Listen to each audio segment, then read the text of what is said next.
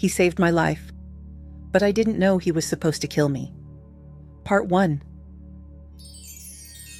The smell of antiseptic hung in the air of Phoenix Children's Hospital, sharp and clean and familiar.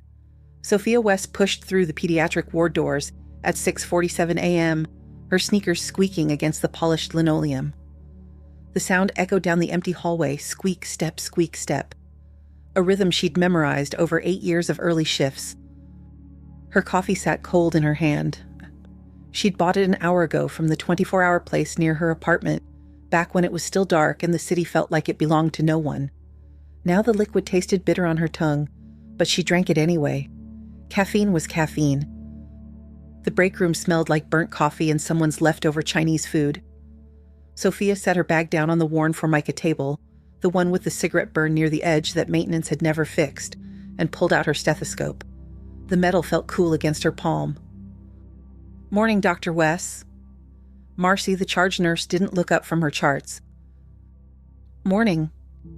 Sofia poured her cold coffee down the sink and started a fresh pot. The machine gurgled and hissed. She was good at this. The routine. The small talk that revealed nothing. 8 years in Phoenix, and her coworkers knew she liked her coffee black, that she had a dog named Cody, that she ran 3 miles every morning before her shift. They knew she was reliable, friendly, professional. They didn't know who her father was. They didn't know she'd run away from her very powerful and dangerous family when she was 18. They didn't know her real last name wasn't Wes. It was her mother's maiden name, the only inheritance she'd kept. Safety meant staying hidden. Peace meant staying unknown. She talked to Anna last night, her sister, her older sister by 2 years, the only person from her old life she still spoke to. Sofia had called her at exactly 9 p.m., the same time every Sunday, using the burner phone she kept locked in her apartment drawer. 30 minutes. That's all they allowed themselves. 30 minutes a week to be sisters again. Sofia missed her. Missed the way they used to talk every day about everything and nothing. Missed being able to call Anna whenever something funny happened or when she just needed to hear a familiar voice. But this was safer. This was all they could have. It had been hard on Anna, too, not being able to call her little sister whenever she wanted, not knowing where Sofia lived, having to wait for Sunday nights and hope the phone would ring. But Anna understood. She'd always understood. She would do anything to keep this line of connection open, even if it meant sacrificing the easy closeness they used to have. Sofia couldn't have survived 12 years without those Sunday calls, couldn't have made it through the loneliness, the isolation, the constant looking over her shoulder. Anna was her anchor, her reminder that someone in the world knew who she really was and loved her anyway. The pager on her hip buzzed. Sofia clipped it back and grabbed a fresh cup of coffee, still too hot, burning her tongue slightly as she took a sip. She tasted the bitterness and the heat. Her apartment was 15 minutes away. 2 bedrooms, spacious by Phoenix standards, with good locks on the doors and a view of nothing interesting. It was clean, quiet, hers. Cody would be waiting for her tonight, probably sprawled across the couch despite knowing he wasn't allowed. She'd built a good life here, simple, safe. No one from her old world knew where she was. She'd made sure of that. Even Anna didn't know her address, didn't know what hospital she worked at. Just knew she was somewhere in the world, surviving, building something new. The coffee burned all the way down. Sofia was filling in for the ER that morning. She was finishing her morning rounds on the pediatric floor when her pager buzzed. Dr. Plunkett was stuck in traffic, some accident on the 101, and the ER was backing up with pediatric cases. Could she cover for an hour? Maybe 2? Sofia grabbed her coat and headed down, her sneakers still squeaking against the linoleum. The ER waiting room smelled like too many people in too small a space, hand sanitizer and stale coffee, and that specific anxiety sweat that came from waiting too long in pain. Sofia had been down here 100 times, knew the routine. Chart in hand, she scanned the names and called the next one. Jessica Russo? She looked up, her eyes sweeping the waiting room the way they always did, looking for movement, for someone to stand, for recognition. A girl near the vending machines tried to push herself up from the plastic chair. Pale face, sweaty, hand pressed to her side. A man stood first, dark hair, leather jacket, his hand going to the girl's elbow to steady her. "That's us," he said. His voice had that Phoenix flatness to it, the kind of accent that came from growing up in the desert heat, where words got clipped short because it was too hot to waste energy on extra syllables. Sofia smiled, the automatic professional smile she'd perfected over 8 years of practice. "Follow me." She turned and headed toward the exam rooms, hearing them behind her, the girl's shuffling steps, the man's steady presence beside her. She'd seen 1,000 families like this. Worried parent, sick kid. Everyone looked the same when they were scared. Just another patient, just another shift. Nothing special about any of it. Appendicitis. Acute. Needed surgery within the hour. Sofia stood in the hallway outside the exam room, updating Jessica's chart on the tablet. The diagnosis was straightforward. Elevated white blood cell count, rebound tenderness in the right lower quadrant, fever. Textbook presentation. Marco Russo stepped out of the room, pulling the door mostly closed behind him. Sofia could hear Jessica's voice through the gap, talking to someone on her phone, probably a friend from the tone. "Mr. Russo." Sofia kept her voice calm, professional. This was the part of the job she'd done 1,000 times. "Jessica has acute appendicitis. We need to get her into surgery as soon as possible." He listened without interrupting, his arms crossed over his chest. His jaw was tight, worried. "How serious is it?" he asked. "It's serious enough that we can't wait, but it's also very routine. We do these procedures all the time. The surgeon on call tonight is Dr. Kemper. She's excellent. Jessica will be under general anesthesia, and the whole thing takes about an hour." "And after?" "A few days here for observation. We'll manage her pain, watch for any signs of infection, make sure she's healing properly." Sofia met his eyes. Steady, reassuring. "She's going to be fine." Something in his shoulders relaxed, just slightly. "Okay, what do I need to sign?" Sofia walked him through the consent forms. He read each one carefully, his finger tracking the lines of text before signing. His handwriting was surprisingly neat, all capitals, precise. "Can I stay with her?" he asked. "Until she goes in?" "Of course, and there's a surgical waiting room on the 3rd floor. Someone will update you as soon as she's out." "Thank you, Dr. Wes." "Sofia is fine." He nodded once. "Marco." The surgery went smoothly. Dr. Kemper was efficient, the appendix came out clean, no complications. By the time Jessica was moved to recovery, it was after midnight. Sofia stopped by the room on her way out just to check vitals one more time. The hallway was quiet, that late-night hospital silence where even the machines seemed to beat more softly. Marco was asleep in the chair beside Jessica's bed. His head was tilted back at an angle that would leave his neck sore in the morning. One of his hands rested on the edge of her mattress, fingers curled loosely like even in sleep he needed to make sure she was still there. Jessica was out cold, breathing steady and even, her face finally peaceful instead of twisted with pain. Sofia adjusted the blanket over Jessica's legs, checked the IV line, noted the vitals on the chart. All good. She'd check again in the morning during rounds. She left without waking either of them. In the elevator going down, Sofia realized she was smiling slightly. A dad who stayed all night in an uncomfortable chair, who held his daughter's hand even in sleep. It was sweet. Normal. The kind of family moment that made this job worth the long hours and the constant exhaustion. Jessica developed a post-surgical infection on day 3. Nothing catastrophic, a localized reaction at the incision site that required intravenous antibiotics and extended monitoring, but enough to keep her admitted. Sofia explained it to Marco in the hallway outside Jessica's room, keeping her voice matter-of-fact. These things happened. The antibiotics would handle it. They just needed to be cautious. "How much longer?" Marco asked. "At least another week, maybe 2, depending on how she responds to treatment." He nodded. Didn't complain. Just accepted it. Sofia checked on Jessica twice daily after that. Morning rounds at 7, evening check-in around 6. The infection was responding well to the antibiotics, but hospital policy required close monitoring for this type of complication.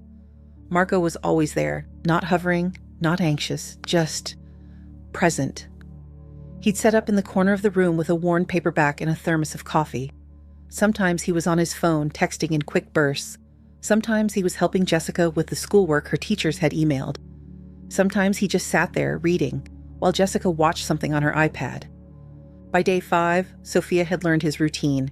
He left every morning at 6:30 to take his son to school, came back by 8. left again at 2:45 for pickup, returned by 3:30. The rest of the time, he was in that chair. "You don't have to stay all day," Sofia said one afternoon. She was adjusting Jessica's IV flow rate, checking the insertion site for any signs of irritation. "She's stable. You could go home, get some rest." "I'm good here." Marco looked up from his book. "Rather be here than sitting at home wondering." Sofia understood that. A lot of parents couldn't handle the waiting, the not knowing. They paced. They asked the same questions over and over. They needed constant reassurance. Marco wasn't like that. He just stayed. Quiet, steady. On day 7, he brought his son with him. "This is Beau," Marco said as a small tornado of a kid burst into the room. 5 years old, all dark eyes and endless energy. "Beau, this is Dr. Wes." Inside voice, remember? "Hi." Beau was already at Jessica's bedside, bouncing on his toes. "Jess, I brought you drawings Dad said you're sick, but you look okay to me." "What's that thing?" He pointed at the IV pole. "Does it hurt? Can I press the buttons? What's that beeping noise?" Sofia couldn't help but smile. That beeping is the machine that gives Jessica her medicine. And no, you can't press the buttons. "Why not?" "Because then the medicine stops working." "Oh," Beau considered this, then turned to Sofia with his gap-toothed grin. "Do you got a dog?" "I do. His name is Cody." "What kind?" "Mixed breed. Medium-sized. Brown and white with floppy ears." "I want a dog, but Dad says no because of Spike." "Who's Spike?" "My lizard. He eats crickets. Want to see a picture?" By the time Sofia left the room 15 minutes later, after looking at no fewer than 20 photos of Spike the lizard, discussing the merits of various reptiles, and explaining what each machine in the room did, her face hurt from smiling. Marco caught her in the hallway. "Sorry about that. He doesn't have an off switch." "He's great, really." Sofia glanced back through the door at Beau, who was now showing Jessica something on a tablet. "You've got good kids." "Thanks." Something in his expression softened. "They're pretty much my whole world." There was a pause, one of those moments where the conversation could end naturally, where Sofia could just nod and move on to her next patient. Instead, she heard herself say, "There's a coffee cart on the first floor. The hospital stuff is terrible, but they do a decent Americano." Marco's mouth curved slightly. "Yeah?" "Yeah, if you need a break from the thermos, I might check that out." 2 days later, there was an Americano waiting for her when she arrived for morning rounds. Black, no sugar, still hot. Sofia picked it up, glanced at Marco, who was already absorbed in his book, not making a big deal of it, and took a sip. Better than the break room sludge, definitely better. "Thank you," she said. He looked up. "You're here as much as I am. Figured you could use it." It became a thing after that. Not every day, just sometimes. A coffee waiting on the rolling table beside Jessica's bed when Sofia came in for rounds. She never asked him to do it. He never made a production of it. It was just nice. By week 2, Sofia realized she was looking forward to these check-ins more than she should. Not just because of Jessica's progress, though the infection was clearing up nicely, but because of the easy conversation with Marco while she worked. The way Beau made her laugh with his endless questions. The way this family had somehow become the bright spot in her shift. She told herself it didn't mean anything. They were just patients. Good patients, sure. Nice people, but still just patients. When Jessica was discharged, they'd go back to their lives and she'd go back to hers, and that would be that. Nothing more complicated than that. Jessica was discharged on a Thursday morning, exactly 28 days after she'd walked into the ER with her hand pressed to her side. Sofia did the final check at 6:30 a.m., before the day shift chaos started. Jessica's incision site was healing cleanly. No fever for 5 days straight. White blood cell count back to normal. All the markers they needed to see. "You're good to go," Sofia said, making notes on the tablet. "I'll get the discharge paperwork started." "Finally." Jessica grinned, but there was something else in her expression too. Something that looked almost like disappointment. "No offense, Dr. West, but I'm really tired of this place." "None taken. I'd be tired of it too." By 9 a.m., all the paperwork was signed. Sofia went over the at-home care instructions with both Jessica and Marco. Wound care, activity restrictions, warning signs to watch for. Marco listened carefully, asking questions about pain management and when Jessica could return to school. 2 weeks before any heavy lifting or sports, Sofia said, but she can go back to classes next week if she feels up to it. A nurse appeared with a wheelchair. Hospital policy, even though Jessica rolled her eyes and muttered something about being able to walk just fine. Marco helped his daughter into the chair, his movements gentle, careful. Sofia had watched him do this exact thing dozens of times over the past weeks. That quiet attentiveness, the way he always seemed to know what Jessica needed before she asked. "Thank you," Marco said, straightening up. He held out his hand. "Really, for everything." Sofia took it. His palm was warm, calloused, rough in a way that came from real work. Construction made sense. She could picture him on a job site, building things, his hands capable and sure. "Just doing my job." She released his hand, professional smile in place. "But you're welcome." "Can we, hang out sometime?" Jessica asked from the wheelchair. She was looking up at Sofia with that teenage hopefulness that was impossible to say no to. "I mean, once I'm not stuck in here anymore, maybe come over for dinner or something?" Sofia should have said no, should have kept that professional boundary firm and clear. Doctors didn't socialize with former patients. It wasn't a rule exactly, but it was a line most people didn't cross. But Jessica was smiling at her, and Beau, who'd appeared from wherever he'd been entertaining himself, was tugging on his dad's jacket, asking if Dr. West wanted to meet Spike properly this time, at home where Spike had his whole tank set up, and Marco was watching her with something in his expression she couldn't quite read. Not pushy, not expecting anything, just open. Like whatever she said would be fine. "Yeah," Sofia heard herself say. "I'd like that." Jessica's grin widened. "Cool. Dad has your number from all the hospital stuff, right?" "Jessica," Marco started. "It's fine," Sofia said quickly. "You can call, text, whatever." "We will." Marco's voice was quiet, certain. Sofia walked with them to the elevator, watched Marco push the wheelchair inside, Beau darting in after them, still talking about Spike and whether lizards could learn tricks. The elevator doors started to close. "Thank you again, Sofia," Marco said. She lifted her hand in a small wave. The doors closed. Sofia stood there for a moment, staring at the brushed metal doors, listening to the mechanical whir of the elevator descending. The hallway smelled like antiseptic. The same smell she'd been breathing for 8 years. The fluorescent lights hummed overhead. Everything was exactly the same as it had been an hour ago. Except something felt different. She told herself it was just the end of a long case, the satisfaction of a patient healed and going home. That's all it was. Her pager buzzed. Another patient. Another case. Sofia turned and headed back to work, her sneakers squeaking against the linoleum, the sound as familiar as breathing, but she was smiling. And when her phone buzzed 3 hours later, a text from an unknown number that just said, "This is Marco. Jessica wants to know if you're free to come by for dinner sometime." Fair warning, Beau will talk your ear off about Spike. Sofia saved the number in her contacts before she could talk herself out of it. "I'd love to." "When works for you?" she typed back. Simple, normal, just dinner with a former patient's family. Nothing complicated about that. The first time Sofia went to their house was 3 weeks after Jessica's discharge. She stood on the porch holding a container of homemade lasagna, something she'd stayed up too late making because showing up empty-handed to someone's home felt wrong, and told herself this was fine. Doctors checked on their former patients. It was professional courtesy. The door opened before she could knock. "Dr. West." Beau launched himself forward, wrapping his arms around her legs before she could even say hello.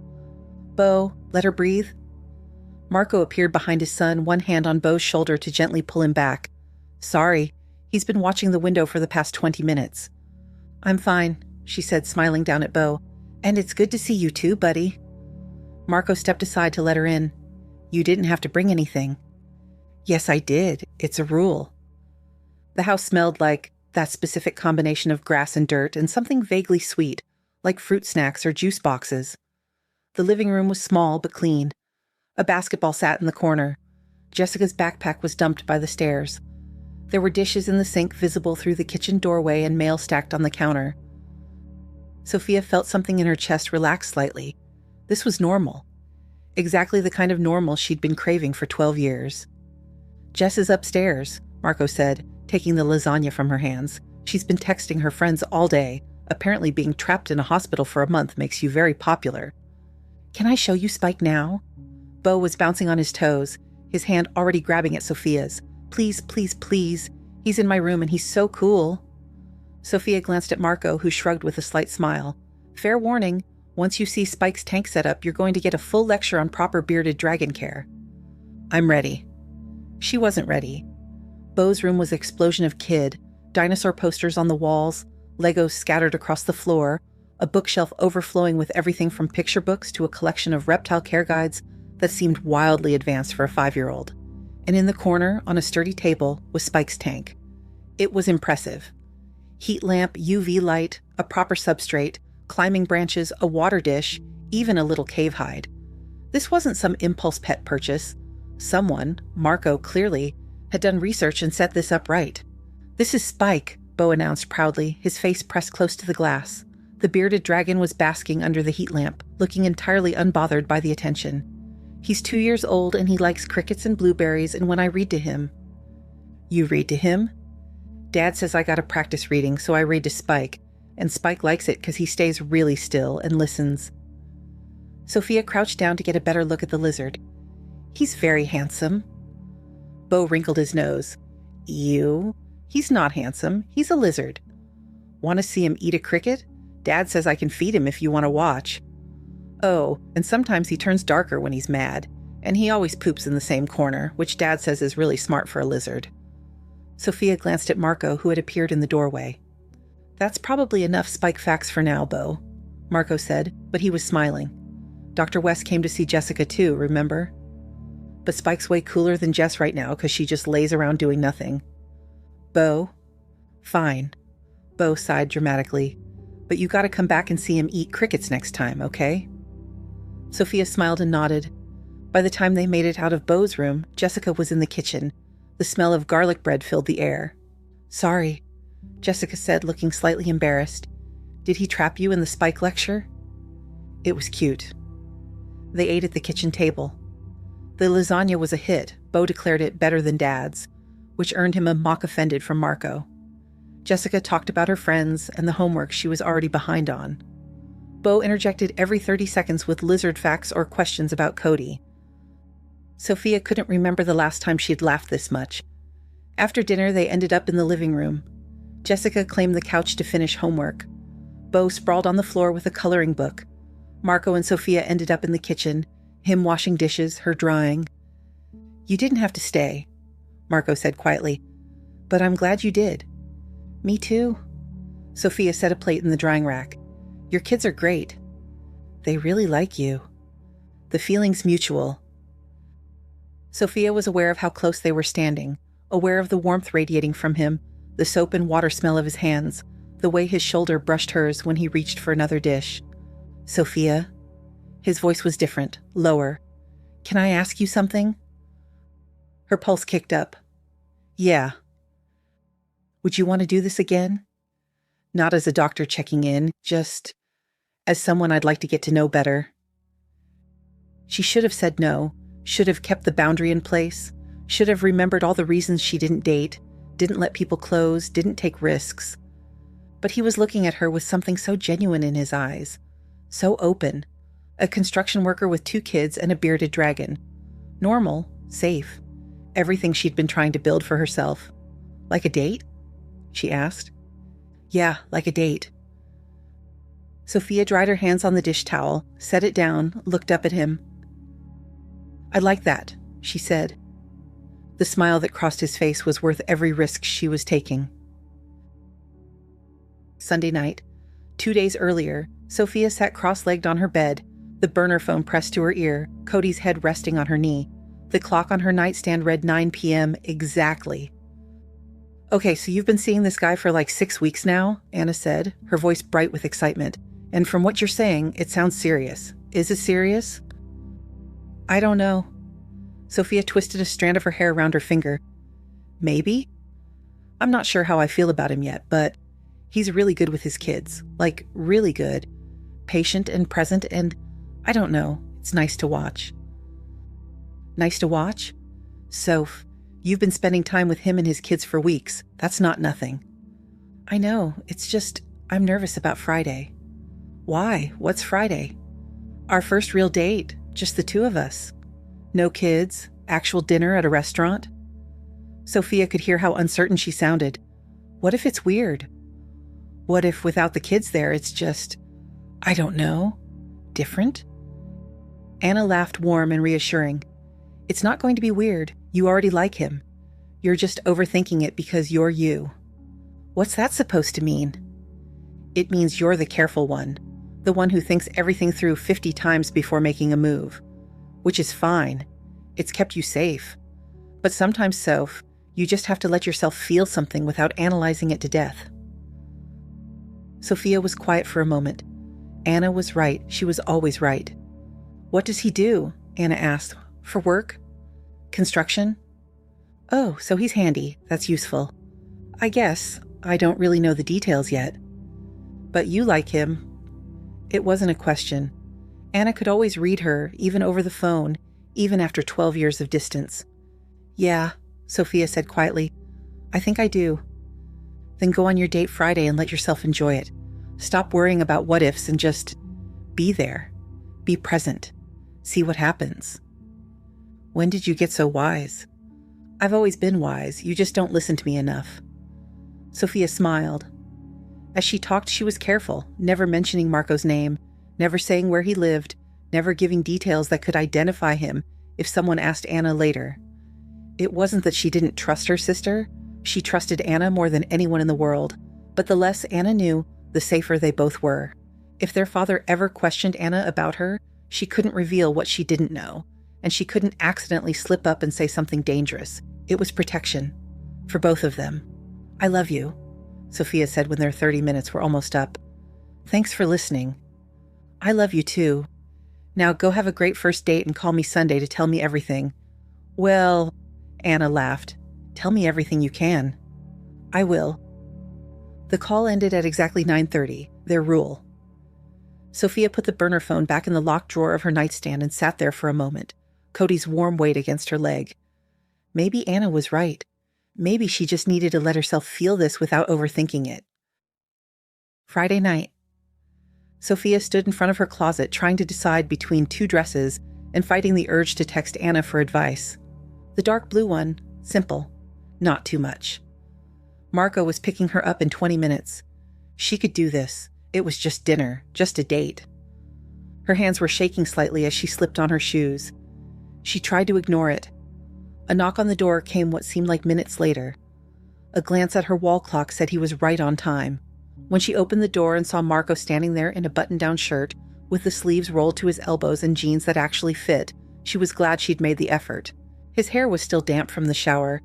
He smelled like soap and something woody, maybe cedar. You look really nice, he said. Sofia felt her cheeks warm slightly. Thanks. So do you. The drive took 20 minutes. They ended up at a small Italian place in Tempe, the kind of family-owned restaurant where the tables were covered in red and white checkered vinyl, and the walls were plastered with photos of what looked like 3 generations of family members. It was loud. Warm. The smell of garlic and tomato sauce hit her the second they walked through the door.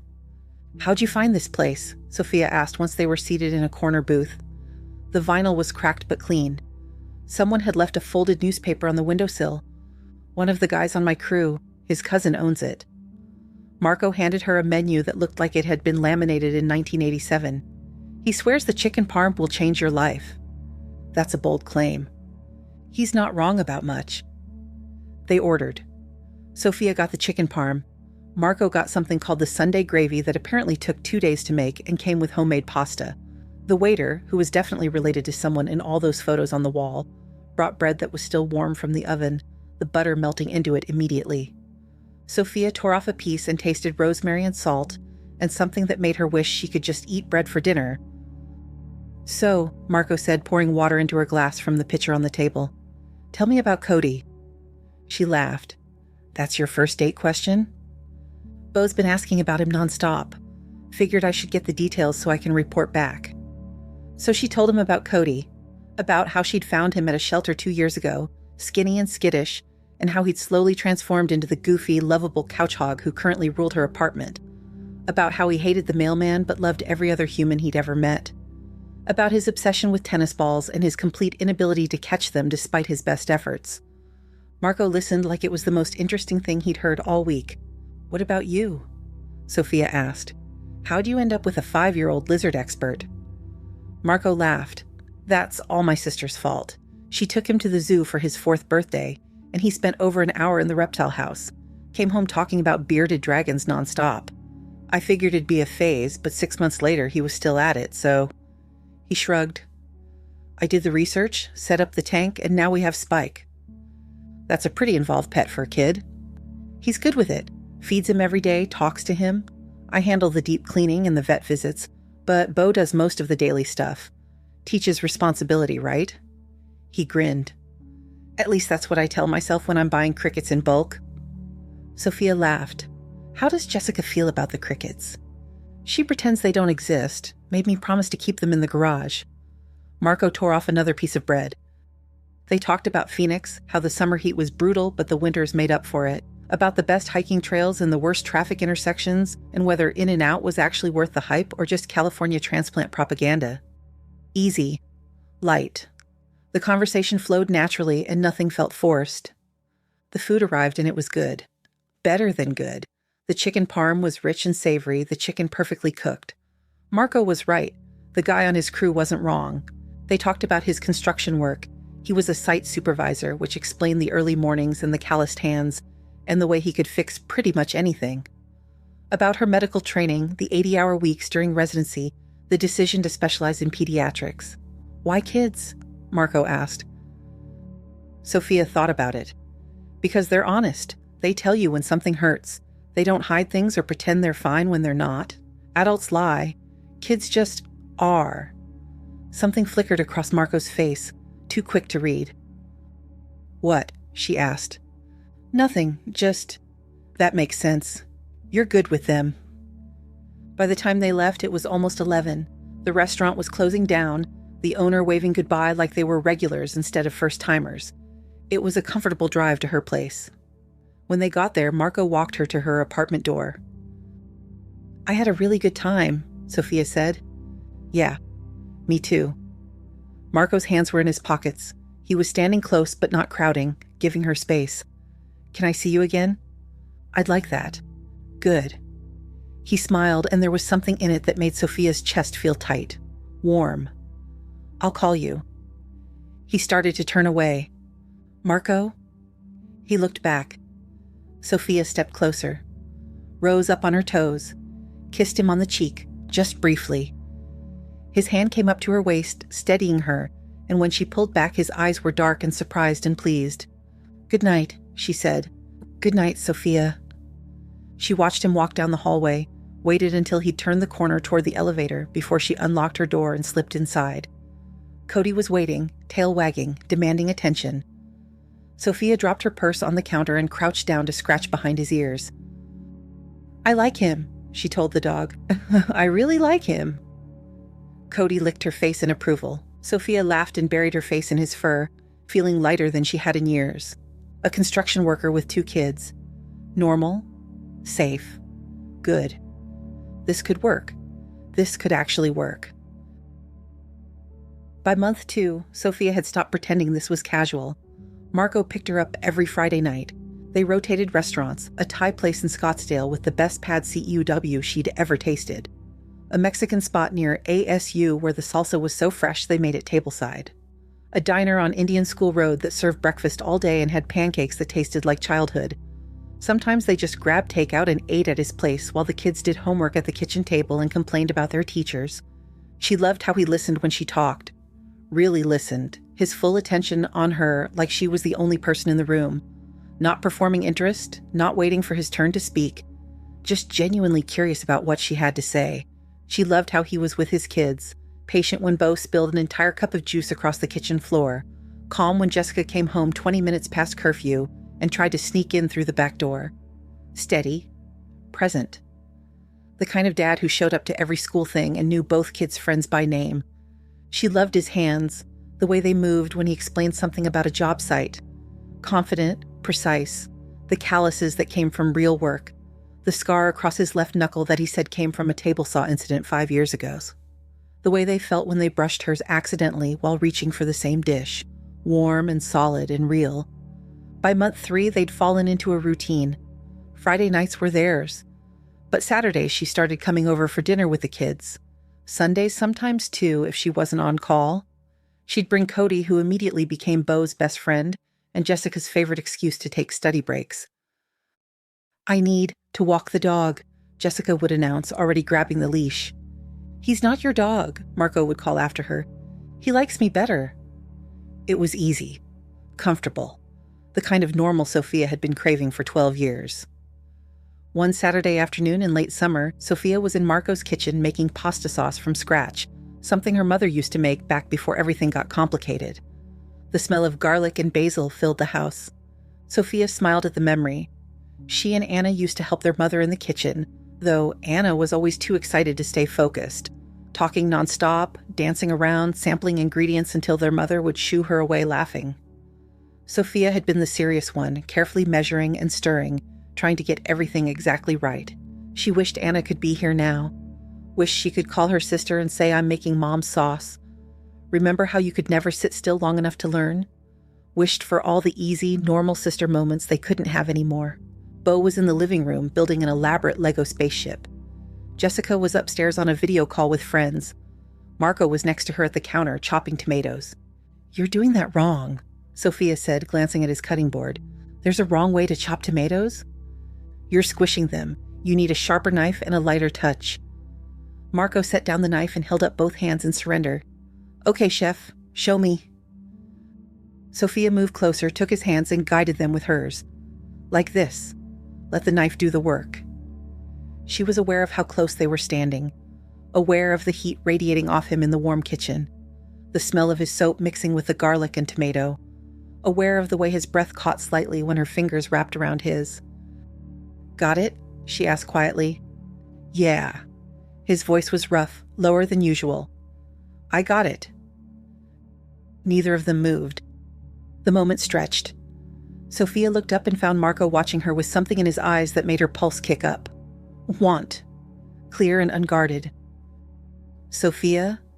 He said her name like a question. She answered by closing the distance between them. The kiss was different from the cheek kiss on their first date. Slower, deeper.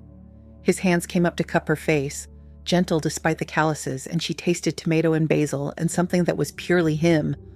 Her hands fisted in his shirt, pulling him closer, and she felt him smile against her mouth. When they pulled apart, his forehead rested against hers. Both of them were breathing harder than they should be from just a kiss. "I've been wanting to do that for weeks," Marco said quietly. "Why didn't you?" "Didn't want to push, didn't want to mess this up." Sofia's chest felt tight, full. "You're not messing anything up." "Good." He kissed her again. Softer this time. Careful. "Because I really like you, Sofia Wes." Something about the way he said her name. Her fake name. The name she'd been using for 12 years. Made guilt twist in her stomach, but she pushed it away. Buried it. This was good. This was safe. A construction worker with 2 kids who kissed her in his kitchen and made her feel like she could have something normal. "I really like you too," she said, and she meant it. 2 weeks later, Marco stayed over for the first time. It wasn't planned. They'd gone to dinner, come back to her apartment to watch a movie, and somewhere between the opening credits and the halfway point, they'd stopped paying attention to the screen. By the time they came up for air, it was past midnight. "I should go," Marco said, but he was still kissing her neck, his hands warm on her waist. "Kids are at my sister's, but I should—" "Stay," Sofia said. He pulled back to look at her. "Yeah?" "Yeah." He stayed. Hours later, they lay tangled together in her bed, the sheets twisted around them, the room dark except for the streetlight filtering through her blinds. Cody was sprawled at the foot of the bed, snoring softly. Marco's hand traced lazy patterns on her shoulder. "Can I ask you something?" he said quietly. Sofia's stomach tightened. "Okay." "Your family, the ones you're not close to, are they going to be a problem? Like, Is someone going to show up and make things difficult? The lie tasted bitter on her tongue before she even spoke it, but she couldn't tell him the truth. Couldn't explain that her father was Dominic Valentino, one of the most powerful mob bosses on the East Coast, that she'd run at 18 and never looked back, that she'd been using her mother's maiden name for 12 years to stay hidden. If she told him, he'd know she'd been lying, and he might leave, might decide this was too complicated, too dangerous, too much. And she couldn't lose this. Couldn't lose him. No, she said. Her voice was steady even though her chest felt tight. No one's going to show up. We just grew apart, that's all. They don't even know where I am. It wasn't entirely a lie. Her family didn't know where she was. She'd made sure of that. Marco's hand tightened on her shoulder. Okay, I just needed to know you're safe. That's all I care about. I'm safe, Sofia said. She believed it when she said it. She'd been so careful. 12 years of staying off the radar. 12 years of being no one. There was no way anyone from her old life would ever find her here. Marco kissed the top of her head. Good. Within minutes, his breathing had evened out. Sleep. Sofia lay awake, staring at the ceiling, trying to ignore the guilt twisting in her stomach. She'd lied to him. To the first man she'd trusted in over a decade. To the man currently asleep in her bed with his arm around her waist and his breath warm against her hair. But it was a small lie. A necessary lie. The kind of lie that kept both of them safe. She'd tell him eventually, when the time was right, when she was sure this was real and permanent and worth the risk, just not yet. Not yet. By month 4, Marco had a drawer at her apartment. Nothing major, just a spare shirt, deodorant, a toothbrush, things he needed when he stayed over after the kids went to bed at his place, after late dinners that turned into later conversations on her couch. Cody loved him. The dog had taken about 3 seconds to decide Marco was acceptable, and now he followed him around the apartment like they'd been best friends for years. He's a traitor, Sofia said one Saturday morning. They were in bed, her bed, and Cody was sprawled across Marco's feet. The morning light came in pale through the curtains. She could smell coffee from the pot Marco had started before climbing back in beside her. He's got good taste. Marco's hand was tracing lazy patterns on her shoulder. Smart dog. Disloyal dog. Can't blame him for recognizing quality when he sees it. Sofia laughed and buried her face in his chest. His heartbeat was steady under her cheek. His skin was warm. Sunday night, 9 o'clock. Sofia sat on her couch with Cody's head in her lap, the burner phone already in her hand. She'd been looking forward to this call all week. Wanted to tell Anna about the pasta sauce, about how things with Marco were good. Really good. About how she was starting to think maybe this could actually work. The phone rang once before Anna picked up. Soph? Her sister's voice was wrong, tight, strained. Sofia's stomach dropped. Anna, what's wrong? Hold on. Anna was moving. Sofia could hear it. Footsteps, a door closing, the rustle of fabric like she was pressing the phone closer. Hold on, just give me a second. Anna, you're scaring me. I know, just... More movement, then silence. Then Anna's voice again, quieter now, urgent. Are you okay? Are you safe right now? Sofia's hand stilled on Cody's head. Her pulse kicked up, sudden and hard. Yes, I'm home. I'm fine. What's going on? The Coppola family. Anna was talking fast now, whispering. They found you. I don't know how I don't have all the details yet, but they know who you are and where you are. There's a price on your head, Sofia. They're planning to grab you, use you against Dad. The room tilted. Sofia pressed her free hand against the couch cushion, grounding herself in the rough texture of the fabric. The taste in her mouth went metallic. How do you know this? Her voice came out steadier than she felt. I have someone on the inside, someone who feeds me information when things get dangerous. He called me this morning, said the Coppolas have been planning this for weeks. Weeks. Sofia had been so careful. 12 years of staying hidden. 12 years of using a false name, paying cash when she could, avoiding cameras, staying off social media. How could they have found her? But even as she thought it, another voice whispered in the back of her mind, you knew this could happen. You always knew. There was a part of her, a small, quiet part she didn't like to acknowledge, that had always believed her father knew where she was.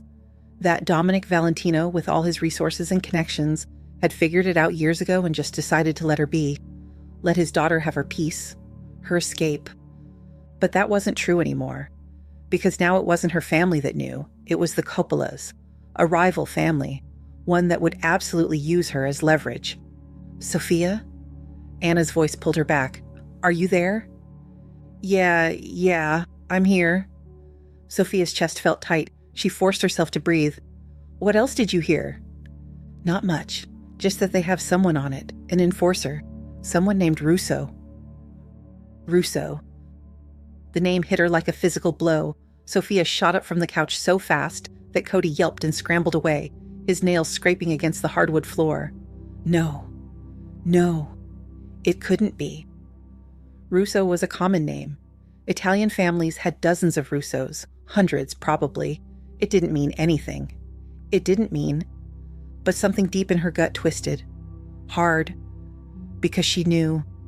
Even before her brain could catch up, some instinct was already screaming the truth. This was the other shoe, the one she'd been waiting to drop for 4 months. Sofia? Anna's voice was sharp now, worried.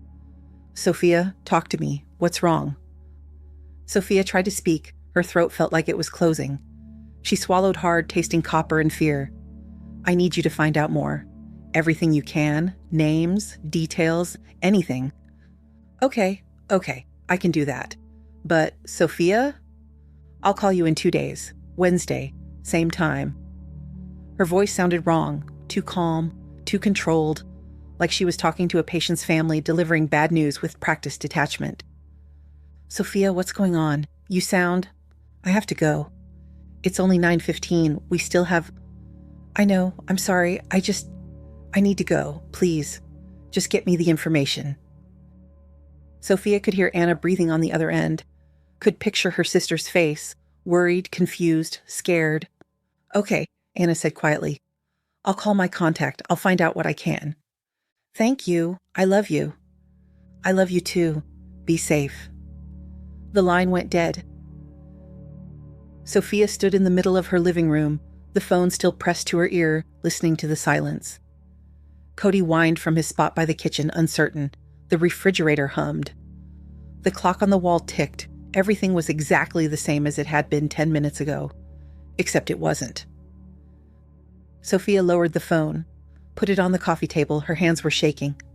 Russo. The Coppola's enforcer was named Russo. It couldn't be him. Marco worked construction. He had 2 kids. He made her pasta and kissed her in his kitchen and looked at her like she was something precious. He was normal, safe, good. He couldn't be... Sofia grabbed her phone, her regular phone, unlocked it with trembling fingers and opened the browser. She typed, Coppola crime family. The results flooded the screen. News articles, Wikipedia entries, FBI reports, photos of men in expensive suits standing outside courthouses, the usual organized crime coverage, arrests, trials, territorial disputes spanning decades. She scrolled through page after page, looking for something, anything. A roster, an organizational chart, names of current members. But there was nothing like that. Just the big names. The bosses who'd been arrested, the high-profile trials, the occasional mention of known associates without specifics. An hour passed. Sofia's eyes burned from the blue light. Her coffee sat cold and forgotten on the table. This was stupid. What was she even looking for? Crime families didn't publish employee directories. They didn't have LinkedIn profiles. She was searching for the wrong thing. Her hands were shaking as she cleared the search bar and typed something new. Marco Russo Phoenix. Too many results. Construction companies, obituaries, social media profiles of people who definitely weren't him. She tried again. Marco Russo, Arizona. More of the same. Nothing useful. Her chest felt tight. Maybe Anna's contact was wrong. Maybe this was a different Russo. Maybe... Wait. She backspaced and typed, Marco Russo Coppola. The first few results were nothing. A Marco Russo who sold insurance in New Jersey. A Coppola family recipe blog written by someone named Marco. Then, halfway down the second page, she saw it. A court document. A PDF from the Arizona Superior Court database. 5 years old. State of Arizona versus Vincent Coppola. Witness and associate list. Sofia's finger hovered over the link. Her heart was pounding so hard she could hear it in her ears. She tapped it. The PDF loaded slowly. Page after page of legal jargon, testimony records, evidence lists. She scrolled, her hands trembling, looking for... There. Page 47. A list of known associates of Vincent Coppola who had been identified but not charged due to insufficient evidence. Third name from the bottom. Marco Antonio Russo. Age 31. Phoenix, Arizona. Known enforcer. The phone slipped from her hands. It landed on the couch beside her with a soft thud, the screen still glowing, still showing that terrible list of names. Sofia stared at nothing. At the wall. At the dark window, reflecting her own pale face back at her. Known enforcer? 5 years ago, which meant he'd been working for the Coppolas for at least that long. Probably longer. He'd been an enforcer when Jessica had appendicitis, when he'd brought her coffee, when he'd invited her to dinner, when he'd kissed her in his kitchen, when he'd held her in his bed and asked if her family would be a problem, when she told him no one would show up, when she'd lied to him about who she was, when he'd lied to her about who he was. Her chest felt like someone was sitting on it. She couldn't breathe, couldn't think, couldn't do anything except sit there in her dark living room at 2 a.m. and watch everything she'd believed in crumble into dust. Cody appeared in the doorway, sensing something was wrong. He patted over and pressed his nose into her hand, whining softly. Sofia didn't move. Couldn't move. He'd been lying to her from the very beginning. Everything.